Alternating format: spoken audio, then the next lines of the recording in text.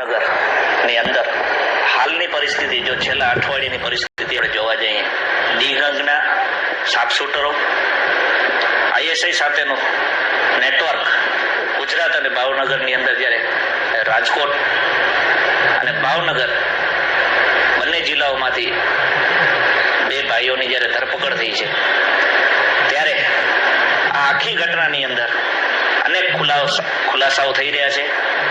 ખાસ કરીને ગુજરાત એટીએસને મોટી સફળતા હાથ લાગી છે. ત્યારે રાજકોટની અંદર 8 દિવસ અગાઉ પણ બોમ્બ મળી આવ્યો હતો, જેની પણ તપાસ અત્યારે ગાંધીધામ સુધી પહોંચી છે. આ ઘટના પછી આઈએસઆઈ સાથેના તાર, જે બે સગા ભાઈઓ આઈએસઆઈના જે સંપર્કમાં હતા, તેની ધરપકડ થઈ. નેશનલ ઇન્વેસ્ટિગેશન સંસ્થાઓ પણ અત્યારે આ સમગ્ર ઘટના ઉપર નજર બનાવી બેઠી છે. ત્યારે જે હેન્ડલર છે, બંને ભાઈઓને જે હેન્ડલ કરતો, એ હેન્ડલર પણ કચ્છી અને હિન્દી ભાષામાં જ્યારે વાત કરે છે, ત્યારે કચ્છની જનતાને પણ જાગૃત રહેવાની જરૂર છે. બંને કેસની અંદર તાર ક્યાંક ને ક્યાંક કચ્છ સાથે જોડાયેલા હોય, ત્યારે લોકો જાગૃત થાય અને પોતાની આજુબાજુ સતર્ક રહે, તે અપીલ મહાસાપુરા ન્યૂઝ અને કચ્છી ટીવી સમાચાર કરી રહી છે.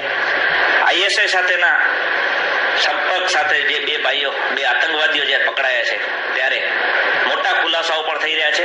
ગુજરાતભરની અંદર 40 જેટલા લોકો આ આઈએસઆઈએસ સાથે જોડાયેલા છે. ત્યારે આપણી સાથે જાગૃત નાગરિક અને વિશ્વ હિન્દુ પરિષદ અને હિન્દુ યુવા સંગઠનના રઘુવીરસિંહ જાડેજા છે. બંને ઘટનાઓને સાથે લઈ અને આપણે એમની સાથે ખાસ ચર્ચા અને વિચારણા કરશું. કઈ રીતનું આખું આ ષડયંત્ર છે, આખો રેકી રહી છે, જ્યારે ધાર્મિક સ્થાનો પણ આ લોકોના નિશાના ઉપર હતા.